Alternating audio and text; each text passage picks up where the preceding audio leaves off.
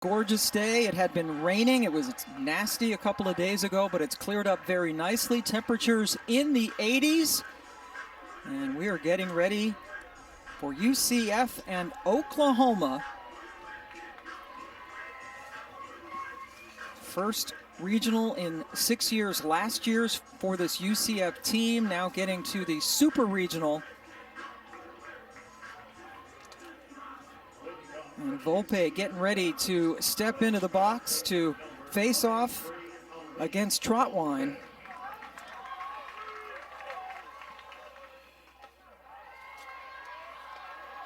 Elise Volpe, a junior from Scarborough, Ontario. That's in Canada.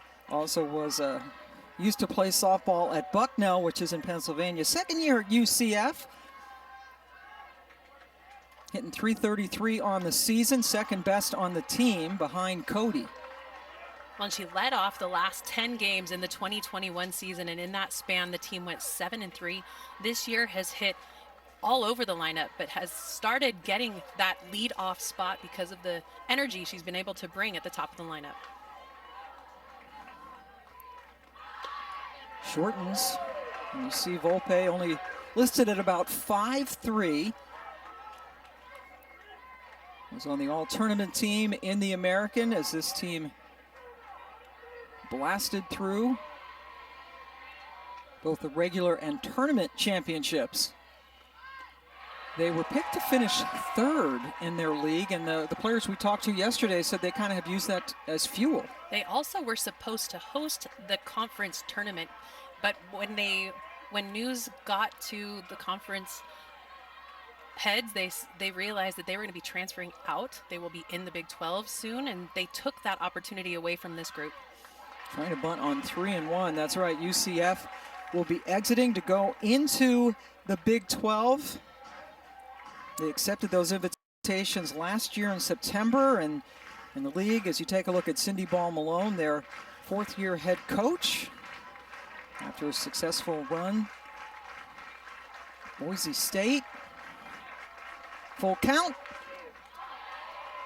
So yeah, once the conference got news that UCF was going to be leaving for the Big 12, they pulled the hosting honor for them, and they weren't too happy about it. But this is good revenge, right? You win the regular and the tournament championship. Yeah, they were supposed to host in 2020, but that got pulled because of the COVID pandemic.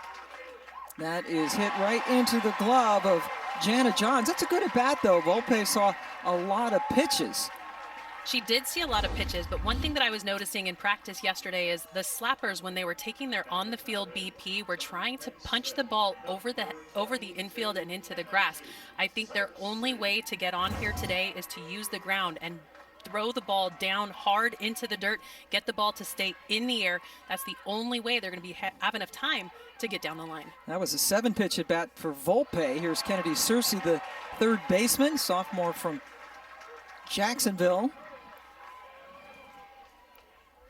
One of many Knights who made it on the All-American Conference team, the AAC. It's a team that had to beat Michigan twice last weekend to win the region, which was played in Orlando.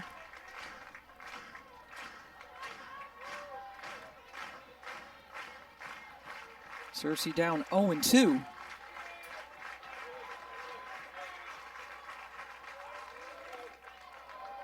Taken outside, Jim Cooper behind the plate this afternoon. Terry Holt, first base ump. Tanya Gehrig at second, and Brett Higgins at third, the four-person umpiring crew here in the postseason.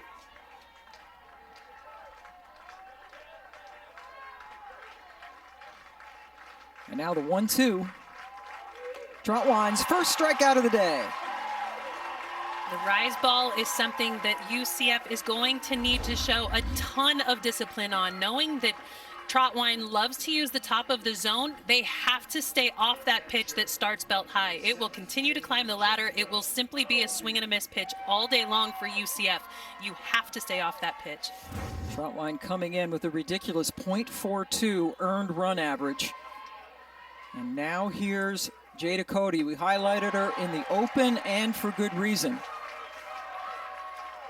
And while Cody is dominant, there's nobody on base, Pam, and that's the key to Cody's game. She can hit the long ball, but one run or solo shots are not going to do it in this game. They have to get people on for Cody.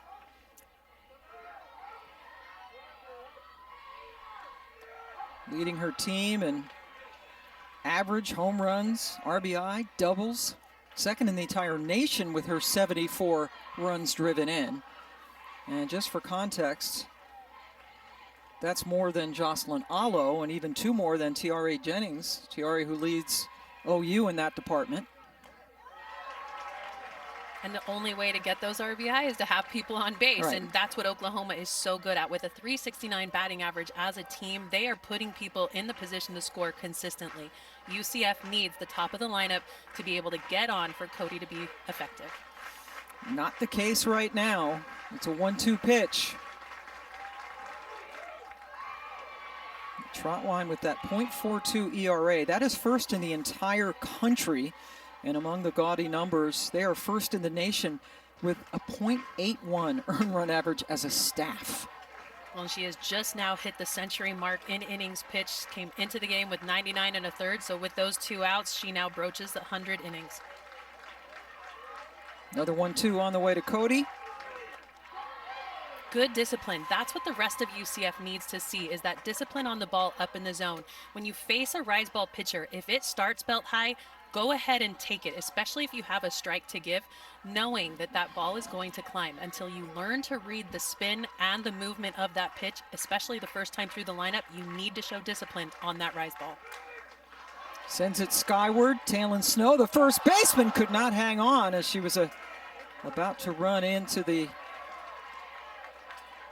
webbing in front of the UCF dugout. Well, that was a miscue. Typically, Oklahoma very shored up defensively, and that one just kicked off the heel of Snow's glove. Looks like it just bounced around in the web, didn't secure it. I don't know that she was concerned about the fence in foul territory, but it gives Jada Cody new life.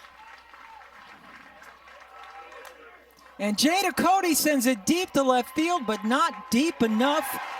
Brito squeezes it for the final out to spot Jocelyn Allo. And she was a simple 6 for 7 in the regional with 2 home runs. I mean, so good. She's hitting 500 on the year. I don't know that there's enough superlatives to give about Jocelyn Allo. 500, that means a hit every other official at bat. Yep. And she gets walked a ton. Her on-base percentage is .640. Her slugging percentage well over 1,000. She bats second, but first, Jada Coleman. First team all Big 12. Last year was one of 3 finalists for National Freshman of the Year that went to her teammate Jennings.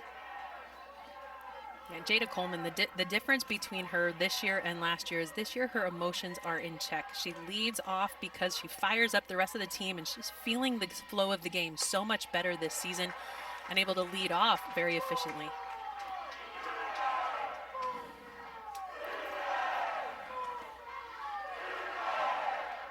And you hear the fans already in good voice. 1-1 pitch.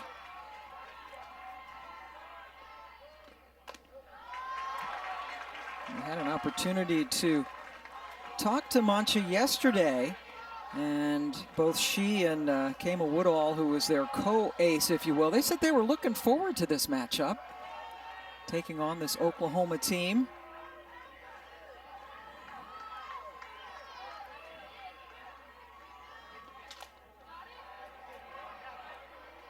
And Mancha is actually the reason that head coach Cindy Ball-Malone went back to the bullpen.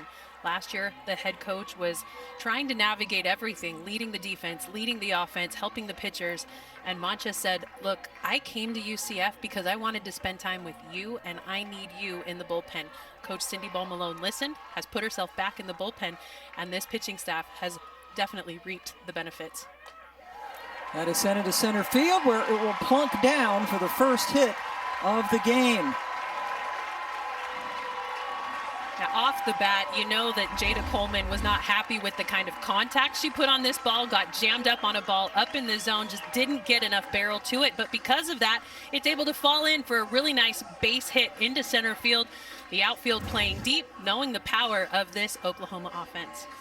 And here's the most powerful of them all, Jocelyn Alo, who earlier this season in mid-March broke Lauren Chamberlain, former OU Sooner herself, her all-time NCAA home run record. Alo, first pitch swinging, sends it to the second baseman Molina, and then it gets away. Alo takes second, a wide turn at third, and Coleman is able to score all the way. They get Alo out at second on the back end of it, but the error leads to Oklahoma's first run. And you gotta love aggressive base running, but in this situation, it was a late stop call by Patty Gasso over at third base that allowed this one to score a run, but also get Alo out. A throw through Justine Molina at short, trickled all the way over to Maddie Bejarano out in left. At the beginning, Jada Coleman got hung up, but fast enough to advance. Alo not able to get back to get the hand in. So, one out, but one run crosses on that play. So Alo singles, but because she was thrown out at second, the bases are clear now. The error goes to the second baseman. The E4 sent Alo. So scored it as a 7-5-6 on the putout, and the run scores. And needless to say, UCF needs to play clean softball. Well, and you know that the nerves are running. You're in a huge environment with a ton of fans and in a place that you're not familiar. And it was really funny, actually, to hear this UCF team walk into the stadium yesterday. One of the comments we heard was, "I can't believe I'm breathing Patty Gasso's air." And they were wondering if Coach's car was, if they were looking at Coach Gasso's car, it was really like starstruck kids coming into this environment. But these women deserve to be here. They ran through their regional, the first time ever hosting at home in Orlando. Able to make it to their very first super regional because of that 16 seed. They face the #1 Oklahoma Sooners. And when we talked to Coach Cindy Ball Malone about that matchup, would you have played this season differently? Would you have rather finished maybe 17 and gone to a different regional to face a different opponent in super regionals? She said, no, our goal was to host regionals. Our goal was to make it to supers. And that's exactly what we've done. And the reward for that is taking on Oklahoma. Jennings takes a pitch inside to fill up the count. Jennings hit a ridiculous .462 last year as a freshman. Sky high, but playable for Molina at second for the second out. Yeah, whenever you make an error, you know the next hit is going to find you. So a good recovery by Macario over there at second base to reel in the second out of the inning and to probably calm down those nerves just a little bit after a miscue in the last at bat. Now the bases are empty with 2 away. Grace Lyons, unanimous first team all Big 12 selection, having her best year at the plate this season, hitting over 400. And hitting that one on a rope to left field, but chased down nicely to end the inning. But an unearned run comes in. Oklahoma up early, 1-0.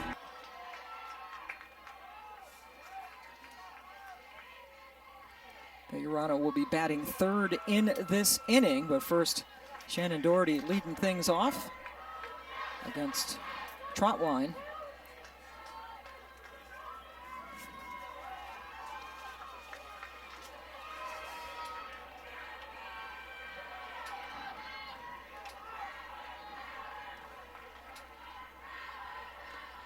Doherty sends it right into the glove of the third baseman, Johns, for the first out of the second inning.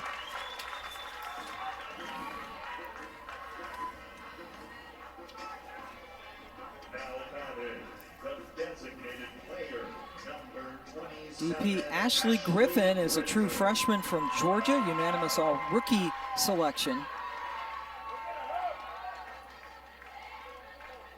Hitting 289 on the season. First pitch swinging. And Griffin, a really cool recruiting story. She is so tough, and when Coach Cindy Ball Malone was out recruiting, she hit a ball into her shin, didn't miss a beat, stepped right back into the box, hit a double in that at bat, and the very next at bat hit a home run, and Coach said, that's a kid I want on my team. Talk about tough.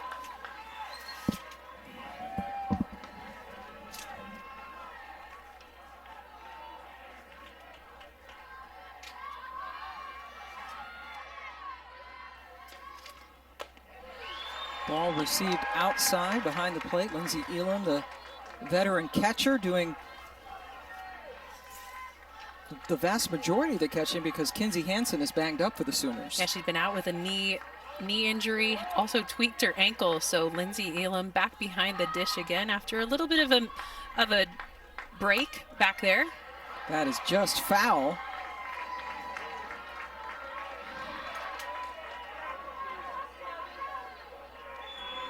And back behind the dish, Lindsey Elam, Coach Patty Gasso calls her the field general. She filled the shoes of Leah Wodak. Her freshman season came in having to just hold on for a wild ride with some veteran pitchers in the circle. Now a redshirt senior able to be a great leader behind the plate. Well, one of those seniors taking advantage of the extra year. And you're seeing Trotwine just try to extend the zone right now and figure out where she can get the call. I love that hold by Elam. Very quiet receive, holds the placement, doesn't try to bring it back and sell it too much, but gives the home plate umpire a longer look. Full count is fouled back. One of your jobs as a catcher back behind the dish is to earn the trust of an umpire. So if a pitcher is throwing a spot consistently and you continually hold that, you can sell that pitch to an umpire, showing control and showing the ability to pinpoint spots.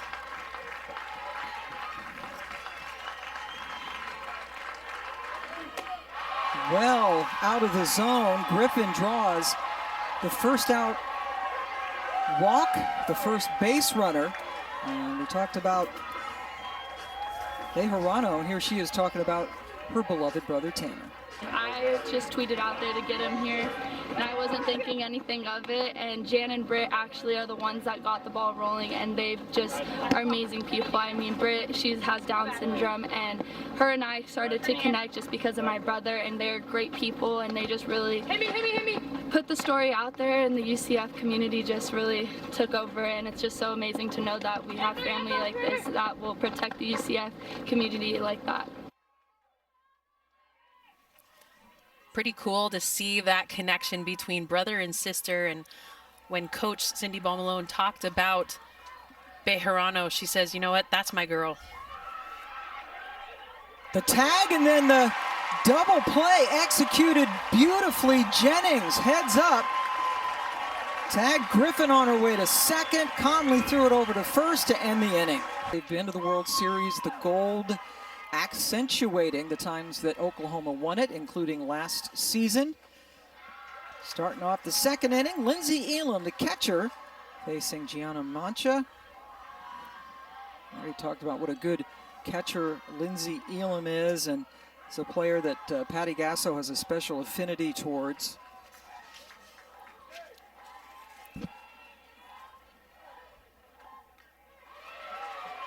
Yeah, in high school, Lindsey Elam's mother passed away, and from that moment on, Patty Gasso said, you know, I just felt this connection. She came my de facto daughter, knowing that she needed that role filled. And so as soon as she stepped on campus, and actually even before she got to campus, Coach Gasso was reaching out to her to make sure she was okay and to be that motherly figure for her in that loss. The kid had to really go through a lot, and a happy birthday to Lindsey Elam at the plate. It's also Jana John's birthday.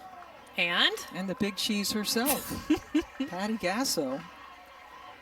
So 3 Sooners celebrating their birthdays today, and the best way to celebrate would be with a victory. It's amazing that she's turning 29 and has been here for 28 seasons. Did amazing things as a 1-year-old.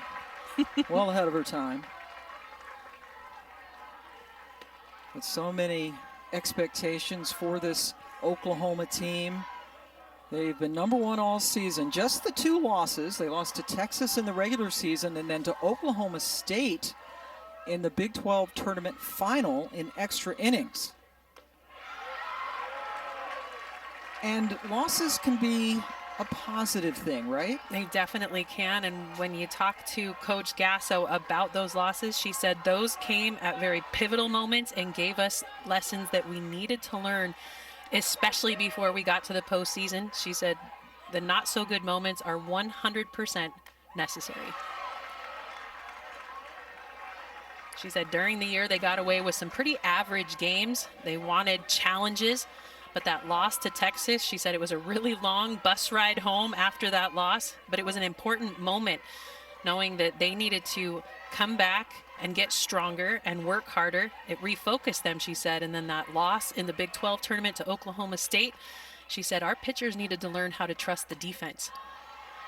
Jordy Ball did not throw at all in that Big 12 tournament, and the pitchers started to press, and the defense got a little worried. She said in that moment we needed to start taking a step back, focusing on the work that we had done, and trust each other, knowing that we didn't have to have Jordy Ball in the circle to win.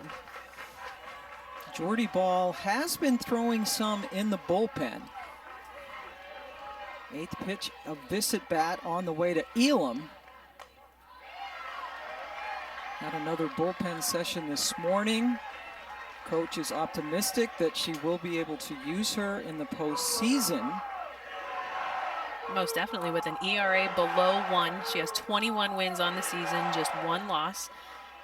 But she is dealing with a forearm injury right now, and they are hoping to have her back for the Women's College World Series if they advance past UCF.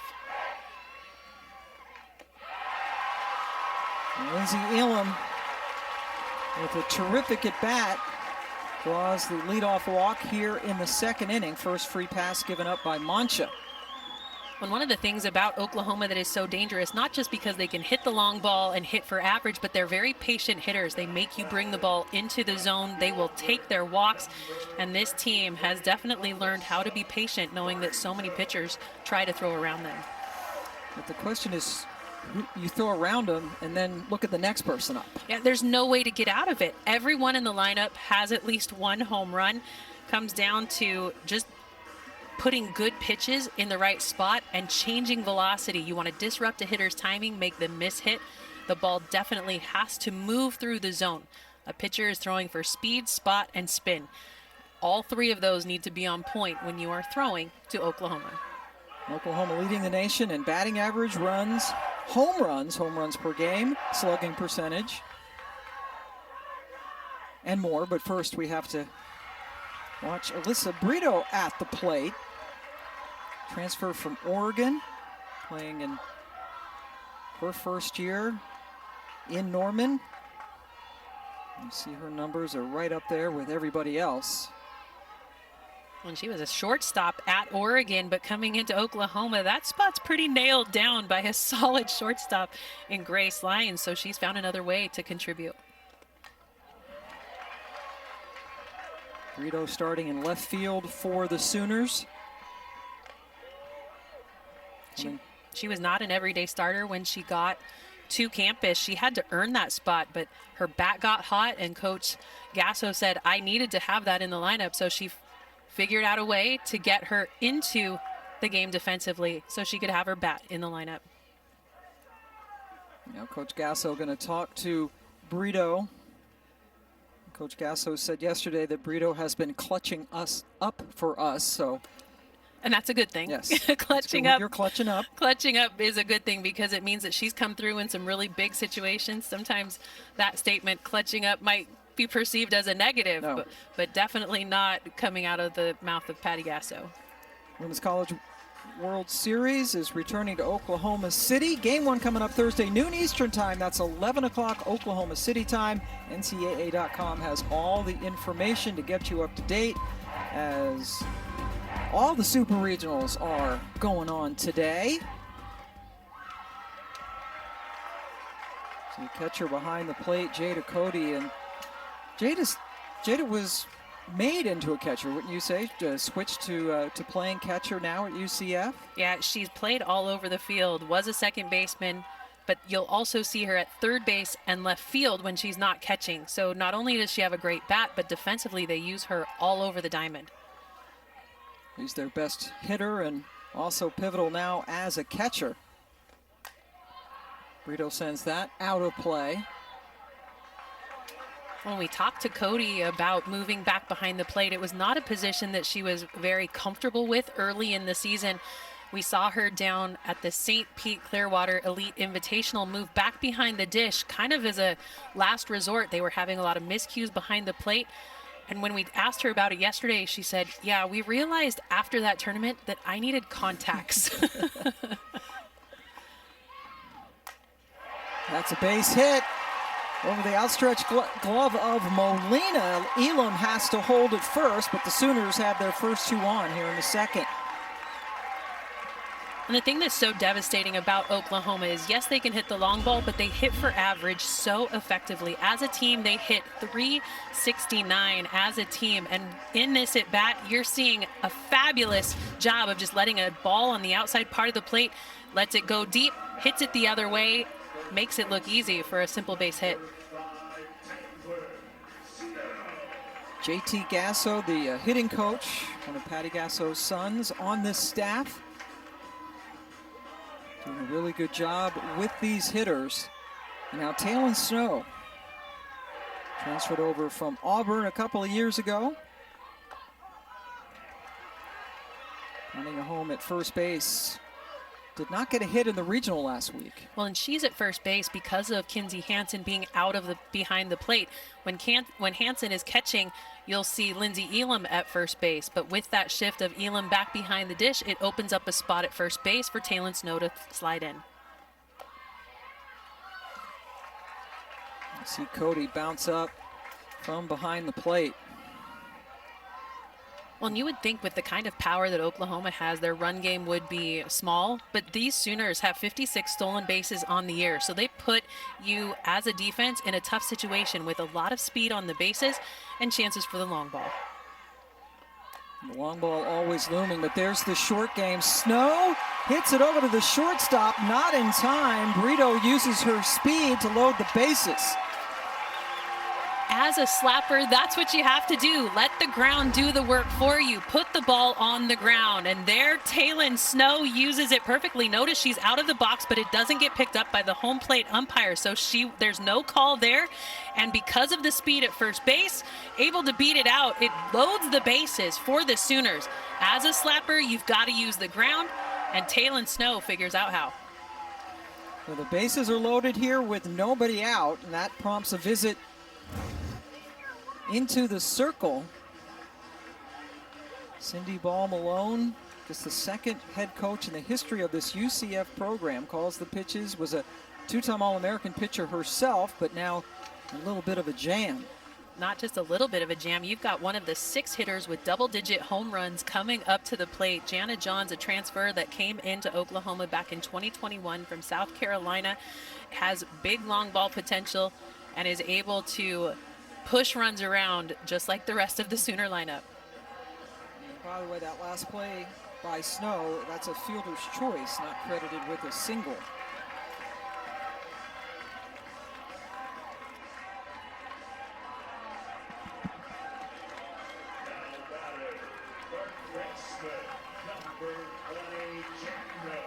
Jana Johns now up with the bases loaded and nobody out.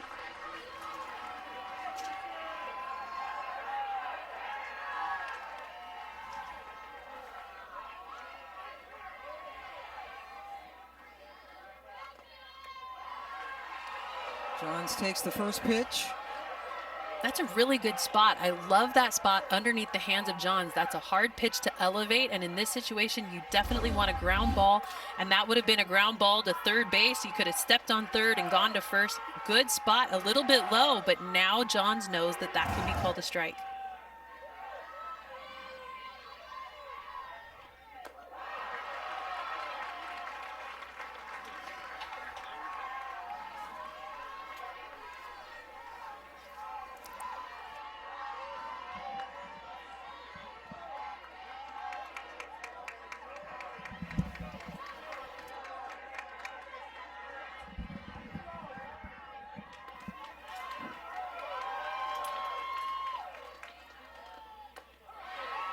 Jones takes that for a strike. Another good spot. I mean, that's what you do as a pitcher in an at-bat. You try to extend the zone and come back to your best stuff. So while the rise ball out of the zone, definitely a waste pitch, they were trying to get Johns to swing and miss, try to play on her emotions, but Johns very controlled in the box, puts herself behind on two very similar pitches down under the hands. So the 1-2 now, huge pitch from Mancha. It's out of the zone. Jones went for it and struck out. I tell you what, that right there, very good sequence for Gianna Mancha in the circle. Under the hands twice, up and away, and then a ball off the plate. Nice little curveball down in the zone. Even if she got a piece of it, that would have been a nice double play ball, but because she was ahead in the count, able to take that one off the plate and get the swing and the miss for the first strikeout of the game. Yeah, what a time to get the first strikeout. And now Riley Boone, the number 9 hitter, hitting over 400 on the season.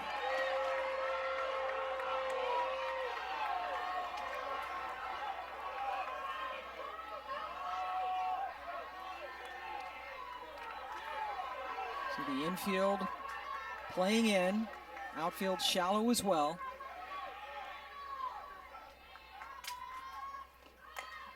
Puts it on the ground, the play home. They get the force for out number 2. Good play over there at third by Cersei.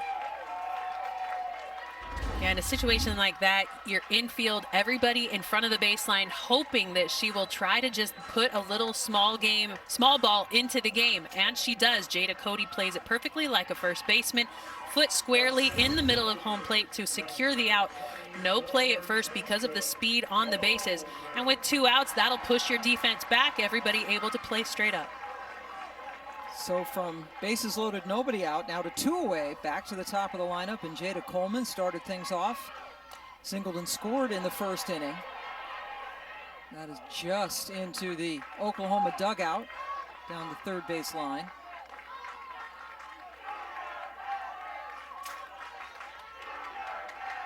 And it might be important to get this out. Yeah, I would really make sure that this has an exclamation point on it, knowing that Jocelyn Allo is my next batter, and I don't need to put the home run queen in the box with bases loaded.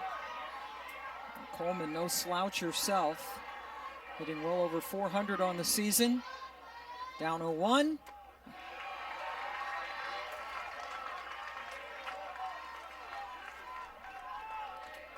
See, Oklahoma very uncharacteristic, 0 for 3 with runners in scoring position, including the last 2 batters.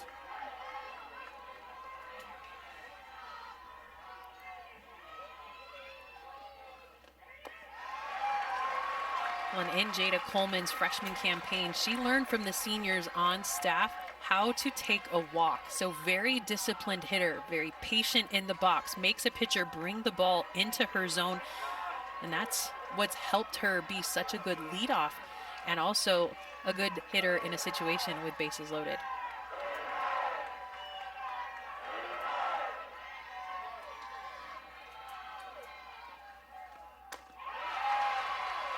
Now the count's 2-2. This crowd is getting into it. They do not like those strike calls down in the zone. I know that Jada Coleman did not like that pitch, but what it tells her is it's going to be called a strike. So she has to make sure the bat comes off her shoulder with anything close down in the zone. Brito at third, Snow at second, Boone at first. Allo in the on-deck circle. 2-2 to Coleman.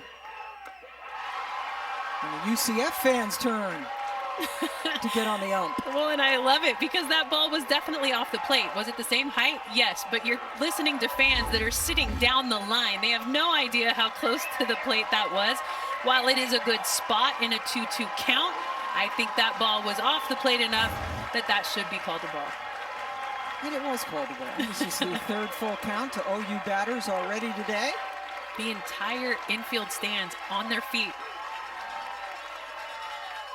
Coleman sends it into the gap. 2-run score for Oklahoma. Coleman with the big 2-out double. That was a great at-bat by Jada Coleman. She was aggressive early, then patient on the balls off the plate. Then Mancha delivers one above the belt, but on the corner. A great pitch to drive. Doesn't try to do too much with it, lets it travel, drives it the other way. Huge hit, her 6th double of the season, and it plates 2 more for the Sooners. But the problem with hitting a double with 2 outs is that Jocelyn Allo comes up with first base open. But when we talked to the UCF players and the pitching staff, they said, no, we're pitching to Jocelyn Allo, and in this situation, there is no intentional walk on. Well, let's see if if Mancha throws anything even close to the strike zone. Now, both Mancha, and we talked about her teammate, Kama Woodall, both of them very calmly said, yeah, we're going to come in. We're looking forward to throwing to Allo and the rest of them. That being said, with first base open, I would not throw to Jocelyn Allo. No, but at the same time, look who you've got coming in behind her. Tiare Jennings, who has had 2 amazing campaigns. In her freshman year, hit 27 home runs, and this year has 24 to back it up. No sophomore slump there.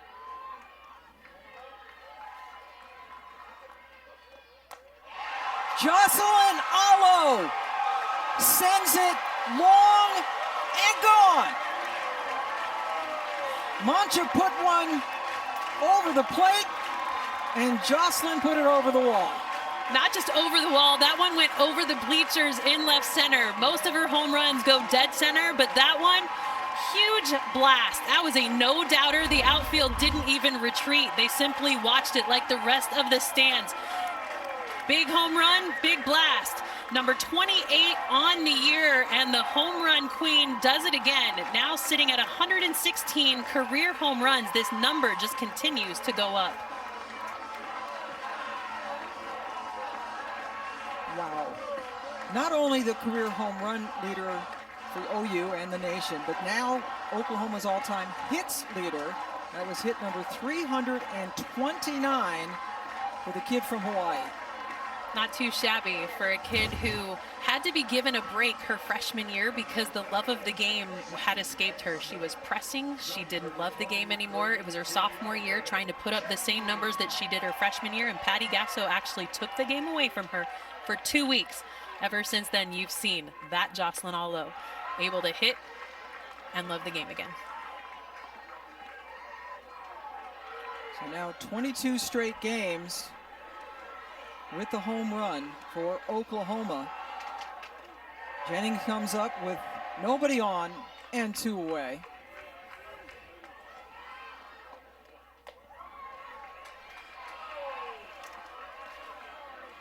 And Jocelyn Allo talked about that as we see activity in the UCF bullpen. Allo said there were times during that sophomore year you talked about that she would go out and just sit in her car and cry. She hit 30 home runs as a freshman, which tied the great Lauren Chamberlain, who had 30 both in her first 2 years. But the pressure got to her, and Patty Gasso left her home and said, you know, just didn't even want her to watch softball, just get away from the game. And Patty said one thing that it taught Jocelyn was that they could win without her. Which is a very scary thing to realize, but it also freed her up. It didn't make her feel like the weight of the world was on her shoulders anymore, and gave her a chance to love the game. So while most coaches don't have the luxury of leaving a Jocelyn Allo home for 2 weeks, Patty Gasso realized that that was going to pay dividends in the years to come. And boy, has it ever. 2-2 count now to Jennings.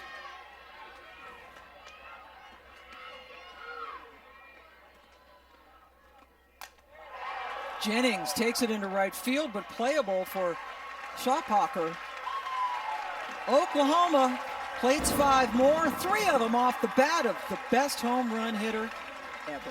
Lots of upsets last weekend. Yeah, with Arizona or Oregon State and Stanford saw that one coming because they didn't want their seasons to end, but big upsets coming in as the non-seeded regional or non-seeded winners coming out of those regionals.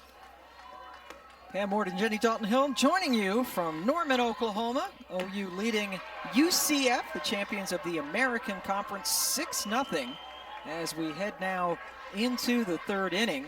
Janisha Rowe leading things off sophomore, who played her freshman year last year at Florida Gulf Coast. And a nice 6-0 cushion for Hope Trotwine in the circle for Oklahoma. Remember, all of these super regionals are best 2 out of 3.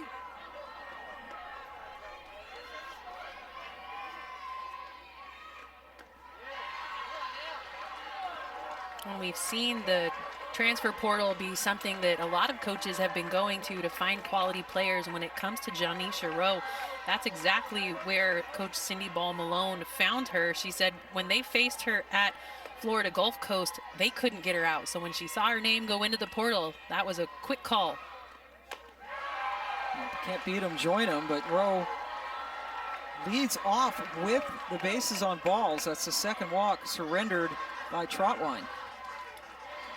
Yeah, walks are something that can get Trotwine in trouble. Just her 34th walk of the season with that walk. But when you lead off an inning with a walk, I don't know that we need to go through the percentages of that one coming across to score. Yes, it's a very high percentage.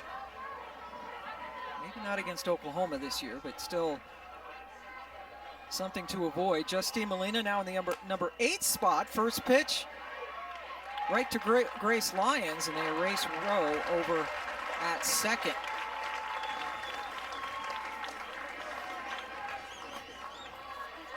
Grace Lyons, as you mentioned earlier, has certainly been a mainstay for this program, and this year was the Big 12 Defensive Player of the Year.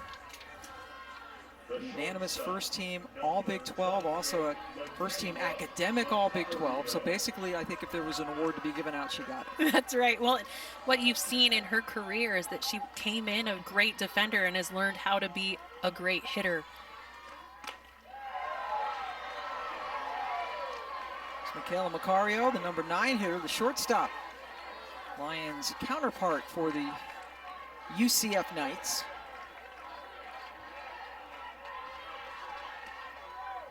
She is a true freshman and was the Rookie of the Year in the American Conference. Known to her teammates as Lala. Yeah, she's one of the quickest players on this team. She has the second most stolen bases, just coming in underneath that of Janisha Rowe. So Macario with 19 stolen bases on the year. Ran track in high school. She ran the 4x100, the 100, and also did the long jump. Couldn't catch up with the rise. It comes down to just showing discipline. It's a pitch that starts above the belt. You know that if it starts that high, it's going to continue to rise. If you're going to not be able to be disciplined on that pitch, expect to see it again and again. Yeah, the rise has been perhaps the best pitch in Trotwine's arsenal this season, and sneaks that one in for a strike. Well, and the thing that you're seeing Trotwine do is mix those speeds. That's something that she's brought into her arsenal since stepping on campus for the Sooners. One of the areas that her and Jen Rocha have worked so hard on to not just hit spots consistently, but mix her speeds. That one sneaks in there, a cool 68 miles an hour. 2-2. Upstairs, Elam throws down, and they got her. Even on a throw that isn't quite right, Lindsay Elam back behind the dish comes away with another snag out there at second. So Tiari Jennings has to come across, get the throw, and then put the tag down on the other side of her body. Now the catchers for Oklahoma only allowed 12 stolen bases in 21 attempts. Lifted into left field, drifting over into foul territory. Brito grabs it for the final out, so the leadoff walk erased thanks to the caught stealing. There to have a great day of softball. 6-0 in favor of the Sooners. Game 1 of this best-of-3 Super Regional. Grace Lyons at the plate for the second time as she leads off the third inning. Grace flew out her first time up. There's a new ballpark that they are hoping will open within the next couple of years. Groundbreaking will occur later this year, and they are hoping it will be open for the 2024 season. Yeah, going to be a great ballpark. It expands, it almost doubles what they have in terms of indoor space. It will have seating for 3,000. The current stadium holds just a little over 1,300. Lyons sends that into the gap. Goes all the way to the wall. Lyons leads off with a double. Big hit for Grace Lyons, her 7th double on the season. Nice extra base hit all the way to the wall. And this Oklahoma team is so disciplined that they don't swing for the home run, even though they have a ton of them on the season. They are able to just step in and hit what the pitcher's giving. I love that at bat by Grace Lyons, going the other way. Nice little double to lead off the inning.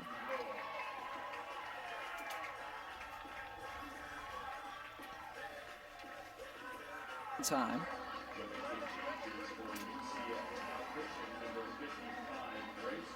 Grace Jewell, a sophomore from Chesapeake, Virginia.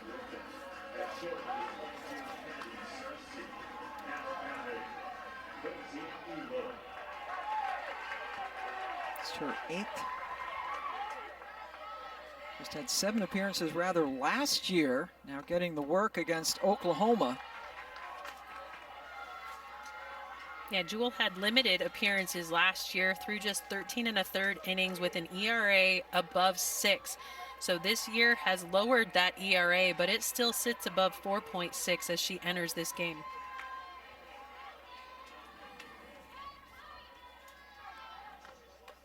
Elam takes it high.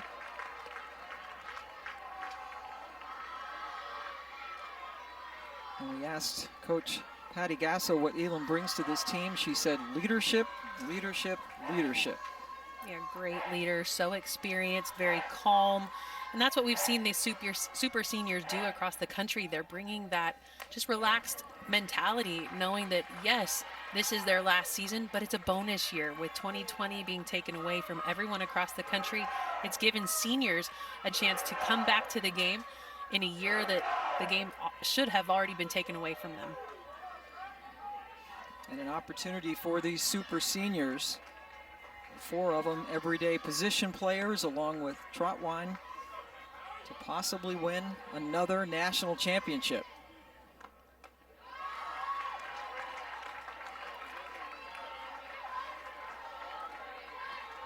And a 3-1 pitch on the way from Jewell.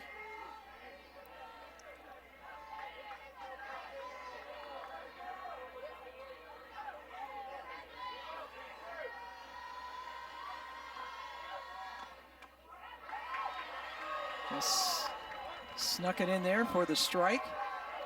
And that's the spot that Jada Cody was giving to the circle to communicate, hey, this is where it's getting called. Remember, not just the circle has changed, but the complete battery has changed. So back behind the dish, Griffin has not established that zone for herself as the catcher in this game just yet. Full count, out of the zone. So Elam joins Lyons over on the base paths. This fall, Sooner Vision is coming to ESPN Plus. Over 100 live events, Sooner studio programming, and exclusive archived content. Stream one live Oklahoma football game, over 25 men's and women's basketball games, not to mention national champion gymnastics and softball. Sign up now, espnplus.com/OU. Well, isn't this a softball school? It's pretty much. I mean, if you watch Oklahoma sports, Yep. just saying. Yep. You've National champions? Sooner Vision, made for you. Made for OU. Oh, you didn't. Lisa Brito with a chance now to knock in some runs for the Sooners.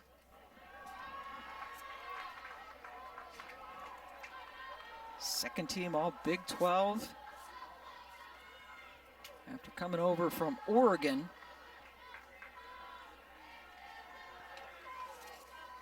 Oregon coached by former OU assistant.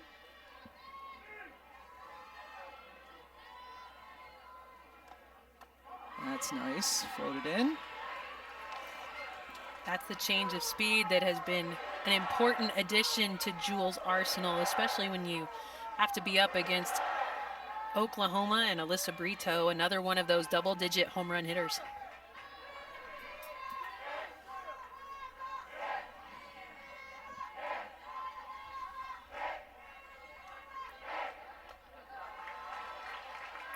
Just a bit outside. Yes.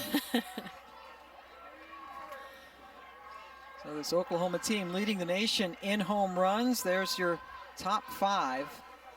What is that drop down line that gets me every time? Oh. Those 5 hitters combined have more home runs than 287 other teams across the country. Just 5 hitters. Hit on the nose and a nice grab out there in left field by Bejarano. The ball gets away and now a chance after a slight base running mistake. Lions had to go to second, or to third, pardon me, after Elam made an aggressive move towards second, but UCF could not complete the throws. Well, and Oklahoma is playing this as though Alyssa Brito's ball hit the ground, and that is why you saw so many miscues with Oklahoma base running. So the signal from the umpires was that the ball hit the ground, so there didn't need to be a retreat to second. Lindsey Elam recognized that she needed to take off. So there should have been an out at second because it was a force play, not a tag play. So this was definitely unique all the way around because the base runners were trying to pick up what the umpires were calling, but also execute what Patty Gasso was telling them to do. The out at second. She is out. Now, I think what happened, she originally called safe because they thought it was a tag play. Then they got together and said she was out because the catch was not made in left field. So she was originally called safe, Jen. I agree with that. And she was called safe on the play originally, thinking it needed to be a tag play, but it was not a tag. It was a force play that needed to go into effect there. Because it is a force play, the ball does beat Elam to second base. The call is overturned, and you see now an out with runners on the corners because of Elam's miscue over there at second. Of this Oklahoma arsenal, and a chance now with runners on the corners and 1 out. She pinch hits for Snow, and taking off and getting down to second, Brito. And another change at shortstop. Emerson Lee is now over at short, who we hear is hilarious. Yep, they say she's the goofball on the team that keeps the dugout light. I'm excited to see if those antics take the field with her. Yeah, we'll see if she, right now some serious business though for Lee and her teammates. Down 6-0, 2 runners in scoring position for Kinsey Hansen. And I like this addition by Coach Gasso to put Hansen in a position with RBI potential, knowing that Taylon Snow, more of a slap or contact hitter.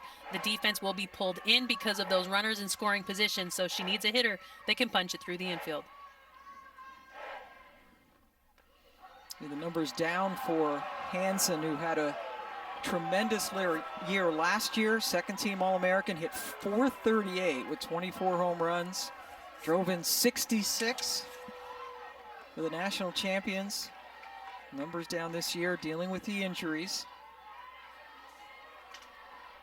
But a great chance here.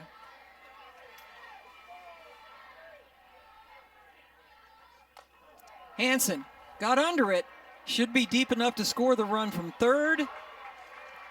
Rowe camps under it. The sac fly for Hansen sends Lions home with the 7th run. And while we always think Oklahoma hits home runs, Kinsey Hansen comes in and does her job perfectly. Drives this ball deep enough to center field that there's no way that they're going to be able to get Grace Lyons advancing from third base. But a heads-up play by Janisha Rowe in center field, knowing that they need to try to keep Oklahoma off of third base. A solid throw does allow does make Brito stay at second. RBI number 26 for Hansen. Runner at second is Brito now with 2 away for Jana Johns, who struck out against departed starter Gianna Mancha, and she sends that into the gap. Like the first pitch she saw, RBI double. 8-0 Sooners.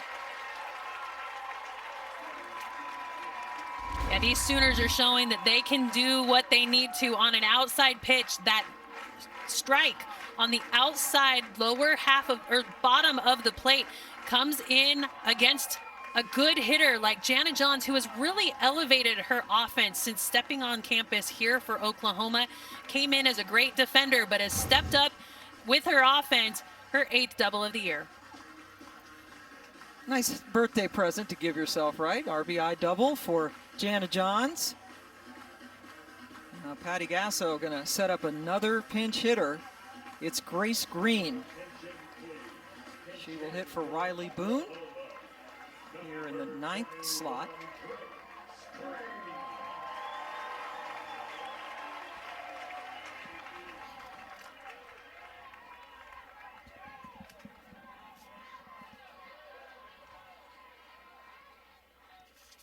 Grace Green sends it deep into left field and held on to a terrific catch. Great end of the year wrap up for them to be able to host regionals, make for the first time ever, be the first team to go to super regionals, and then clean up on a lot of postseason awards within their conference. I mean, this team has been able to put into play what so many of the previous UCF teams have wanted, and now they represent all of those years. Yeah, it's been a fantastic season as Oklahoma takes this 8-0 lead into the top of the 4th. Trotwine in the circle has yet to give up a hit, and Denali Shopaker gets her first at bat, came into play in the field for Volpe and stayed in the lineup.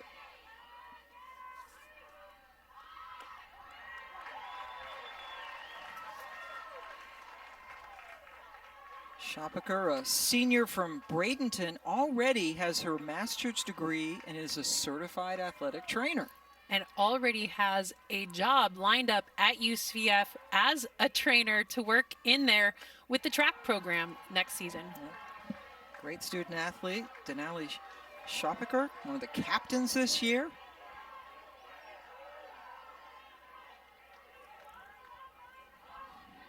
And a 3-1 pitch on the way. Trotwine has already given up a couple of walks. And that's a strike. A Trotwine and the free passes is something that she needs to shore up. She did walk in the winning run in the Big 12 tournament, so those walks definitely can hurt her. But Coach Gasso said it was in that tournament that this team learned that they don't need to press. They can out-hit their opponents. They just need to play loose and free defensively behind their pitcher, no matter who it is, even if Jordy Ball is not there. Second strikeout. Perfectly placed, and Trotwine able to keep it low in the zone and take advantage of a pitch that has been eating up Oklahoma. Now takes advantage for herself for, like you said, Pam, her second strikeout of the day. Great look there at Trotwine, coming over from North Texas. Her first year with Oklahoma, and with Jordy Ball out with a sore arm, Trotwine and May have had to do the bulk of the pitching the last couple of weeks.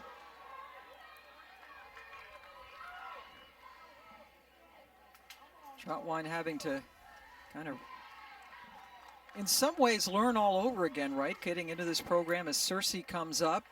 I already mentioned Jen Rocha, who is an alum of the University of Oklahoma, coming here and now in her 4th year after several years down at Florida.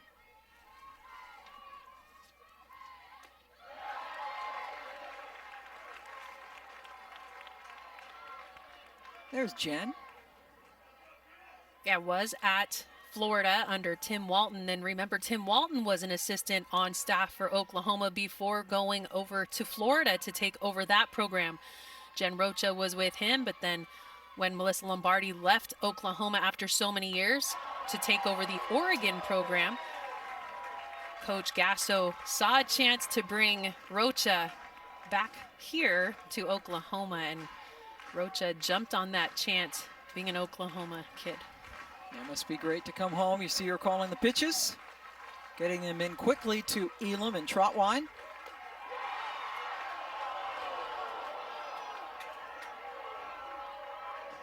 Where was that pitch? That's exactly what the crowd was asking after that as well. And it's the pitch that's a little bit elevated, but that's one is a money ball. I'd be swinging at that and trying to send that one out of the park all day. 2-2 now. Seen a lot of tight strike zones. Elevated ERAs all across the country. And we talked to a lot of coaches across the country as we've done games, Pam, about what is creating longer games. And they're saying the strike zone is part of it. We need to start calling a strike zone that is written in the rule book, that takes it to the letters and down to the knees. Off the plate, so the full count now to Cersei, who struck out on a rise ball her first time up. 5 of the 11 hitters have gone to a full count, which is rather surprising. Trotwine over 50 pitches now as we're in the 4th inning. She's not given up a hit yet. Lyons is a really good shortstop, so that's easy peasy for her. That may be the understatement of the year. She's so good. I love the transfer time. I mean, the ball does not sit in her glove. And your job as a middle infielder is not to ever catch a ball. Your job is simply to use that to redirect to your throwing hand. And Grace Lyons has figured out how to do that so well. It doesn't sit in the glove. It simply gets to the throwing hand. And that transfer time, minuscule. So now 2 out and nobody on for Jada Cody. Terrific young talent, just a sophomore. Had a chance to visit with her yesterday. California kid who wanted to get far away for college. Said, we asked if any California schools were after her. She said, no, they knew I wasn't staying. Yeah, all of those recruiting conversations happen through your travel ball coaches. And when we asked her, so I'm sure a lot of California schools were going after you. She said, no, my travel coaches knew I wanted to go away from home. And so they told coaches right away that I didn't want to stay home, and they didn't waste their time trying to come after me, knowing that I didn't want to stay in California.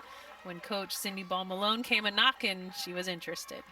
Yeah, committed without visiting. It was during the COVID time when there weren't on-campus visits, and she has found a home in Orlando.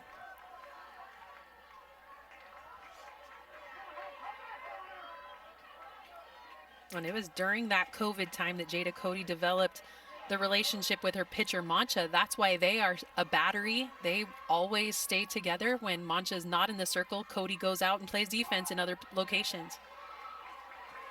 4-pitch walk to Cody. I will say, Pam, that's one of my pet peeves. When I'm playing defense, I want my pitcher to throw competitive strikes. And when you're throwing a 4-pitch walk, that's telling me that you're missing the zone, and I need you to tighten that up.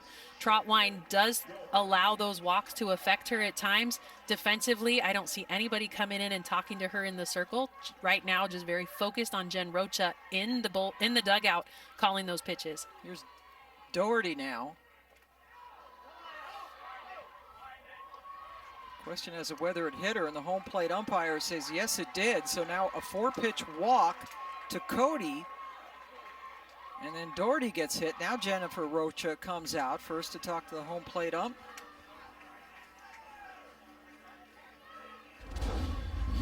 And right now it's just control issues for Trotwine in the circle. You've got to make sure that you are tight on the zone. You have 3 purposes in the circle. You need to spin tight, you need to throw hard, and you need to make sure that the ball is moving, meaning it's got some spin. So spin, spot, and velocity, speed. Make sure that those 3 things are shored up. And right now, spots are not there. She's losing control and putting runners on. First time that UCF has had a runner at second base. They still do not have a base hit today. Well, and the problem is their RBI hitter is standing on second base. So while she is very good on the bases, they need her bat to be up instead of her in scoring position. Yeah, that 4-pitch walk. Remember, it was Cody. Bases empty. Maybe being really careful with her. It's still a 4-pitch walk, and on the hit by pitch puts 2 on for Ashley Griffin.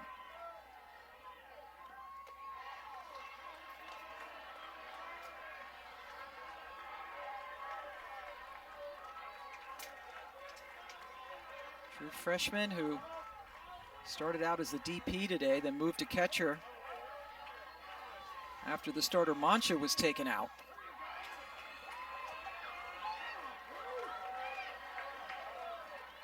Well, this is a little bit concerning for me, Pam, because we have not seen a strike thrown in 7 pitches. So it comes down to making sure that in the circle, you're filling the zone. Trust your defense. You don't need to be tight in this situation with an 8-run lead.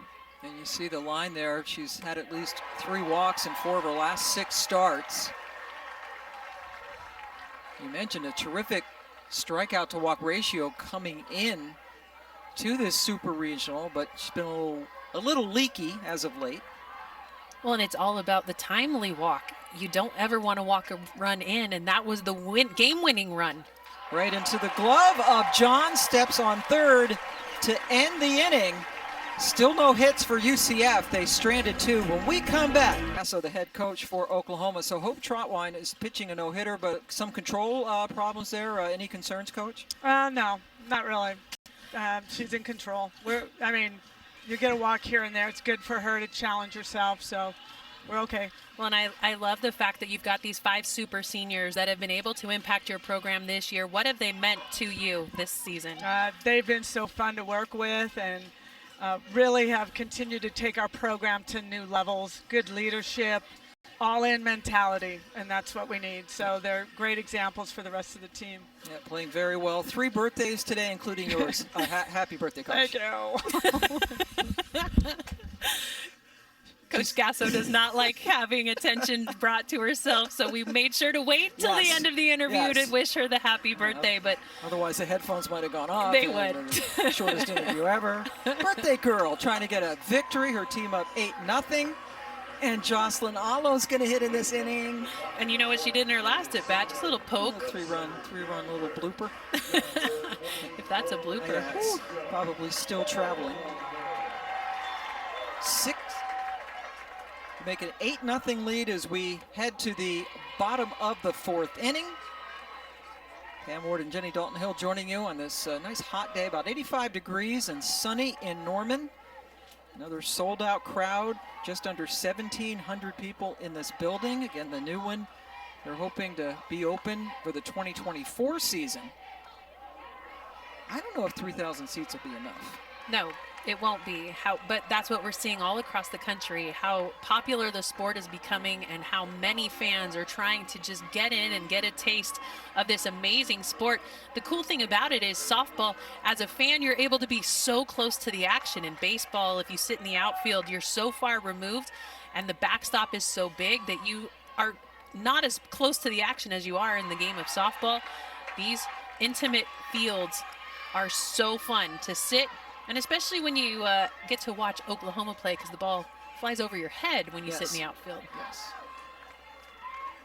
Angelina DeVoe, the 3rd UCF pitcher, taking on Jada Coleman's 2 for 2 today. Single and a 2-run double. Coleman now has 2 hits in each of Oklahoma's NCAA tournament games this year. Jocelyn Allo waiting on deck. See quite a few fans in the stands wearing Allo t-shirts. Number 78, her dad Levi was a offensive lineman in football, and that was his number. That's a great strikeout for DeVoe. Time now for Capital One rewarding performance. The last time Allo was up. Just a little poke over the left center field wall. A no-doubter 3-run shot for Jocelyn Allo.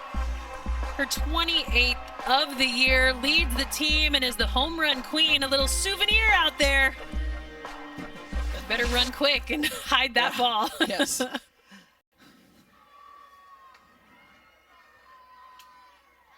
Alo hit that home run off Gianna Mancha, who got the start. Look at those numbers. That's not even like video game numbers. That's fantasy, like I'm dreaming that maybe I could do this one day numbers. Well, you can't, Pam. But when it comes to that, that's why she's drafted #1 in the AU. And then Stings one the opposite way. The throw over to first, and they got her. Shopiker playing relatively shallow, able to get Alo. I tell you what, that is a right fielder's dream, to get a ball sharply hit to you, to come away and able to play it like an infielder. A one-hopper, solid throw to first base, although forced out at first by Shopiker, and that huge throw from right field. Great play as an outfielder. And Doherty leaning that way to make sure she got it as quickly as possible. Oklahoma has had a hit in every inning. They scored 1 in the first, 5 in the second, highlighted by the 2-run double by Coleman and Alo's home run, and then 2 more in the third inning. Jennings 0 for 2 has put the ball in the air twice. Jennings just a sophomore and set a freshman record last year. 92 RBIs. No freshman in the history of this game had ever done that. No, those RBI numbers, that's another one of those video game numbers. I mean, when you go through this lineup for Oklahoma, your jaw hits the floor watching just how many offensive statistical categories these Sooners are able to dominate across the country. And it starts their freshman year. That one is high, since the outfielder Rowe right to the base of the wall. Good job by DeVoe. First time that Oklahoma has been set down in order. They also are 3 outs away from their 38th run rule game. They have run ruled 70% of their opponents. Well, and that's one of the things that Coach Gasso has talked about that has been a deficit for them, knowing that with all of those run rule wins, their teams and their pitchers have not been able to get enough innings in the circle to feel seasoned for the end of the year. And so with Jordy Ball going down, I would have to say that this is kind of a blessing in disguise to give Trotwine and May an opportunity for more innings and the weight of the world sitting on their shoulders to advance to the Women's College World Series. Maddie Bejarano starting things off, hitting to a double play to end the second inning. Bejarano's biggest fan, her brother Tanner, on hand today, sitting in the sun. Quite a few UCF fans have made the trip from Orlando up here to Norman, which you fly into Oklahoma City and it's with no traffic, about 20 minutes away. It's a pleasant drive, easy. Yeah, easy highway miles, and it's one of the things that UCF trained for. They figured out how many miles it was between Orlando and Oklahoma City, not expecting that they'd need to go through Norman to get there for the College World Series. Yeah, Norman a little bit closer, Oklahoma City north of Norman, where the World Series will get underway on Thursday. And one of the most wild NCAA tournaments so far. So much parity. 5 Pac-12 teams able to advance to super regionals. 2-2 pitch is fouled back, including Arizona. That's right. After a really rough year, they were last in the Pac-12 at one point in the season, finished conference play second to last, but got into the tournament by the skin of their teeth, but showed up well at regionals to push themselves to a super regional against Mississippi State. Who I would imagine nobody, except for maybe themselves, thought could go into Tallahassee and beat Florida State. I tell you what, to watch those games, that was so fun to watch Mississippi State show up. I mean, the Mia Davidson long ball coming into play, and just it's been so fun watching Samantha Ricketts take over that program and take it to new heights. Hit into right field, handled by Boone. As we're going to get you into the studio. Here's Matt Chick. Thank you, Pam. SEC Player of the Year, KB Suds in Arkansas. 1 win away from their first Women's College World Series. Jen Schroeder. Yeah, she's the SEC Player of the Year. One of the most fun players to watch. One more win, they make history, headed to OKC. Beat Texas for the first time last night. Trying to do it again tonight, right after you're done, Pam. Can't wait. So much great softball still to come all weekend long. Courtney Deifel doing an amazing job with that Arkansas program. Arizona eliminated them last year in the Super Regional. This year is Matt and Jen talked about. Jenny Ritter in there as well in the studio. They're 1 win away from a World Series. Janice Giroux, who made a nice catch out in center in the last inning, up now for UCF. Trying to get their first hit. This is a team that hit 300 during the regular season, 15th in the nation in on-base percentage. And they have been blanked by Trotwine, who has 3 walks and also has hit a batter.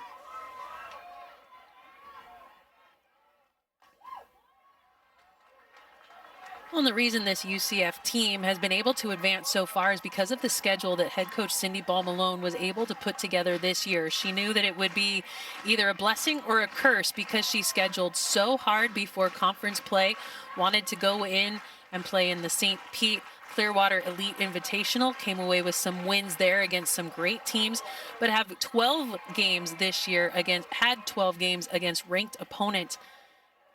Very difficult schedule, and then going into regionals, hosting at home, beat Villanova and Michigan twice to be able to go to their first ever super regional here at Oklahoma.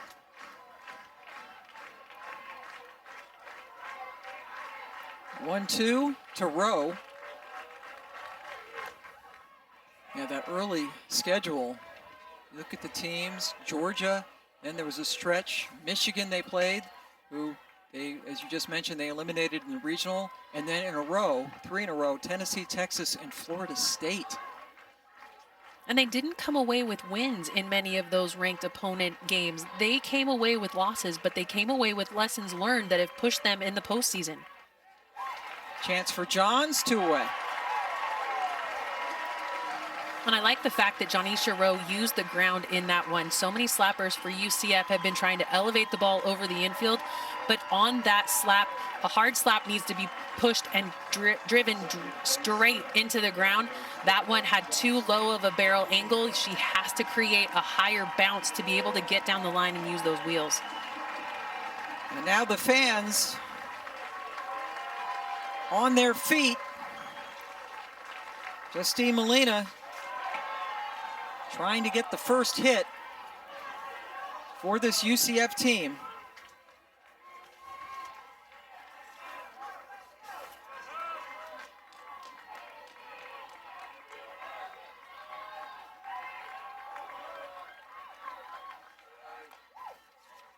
That's a foul ball.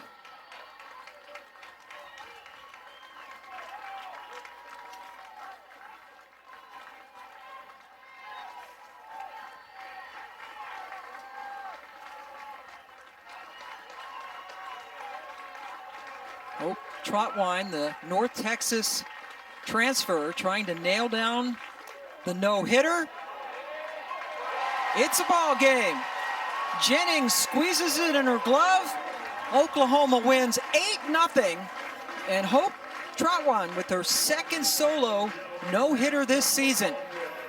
The pitching staff for Oklahoma has now thrown 8 no-hitters this year. That is the 32nd shutout of the season. The pitching staff for Oklahoma sits atop the leaderboard with that ERA.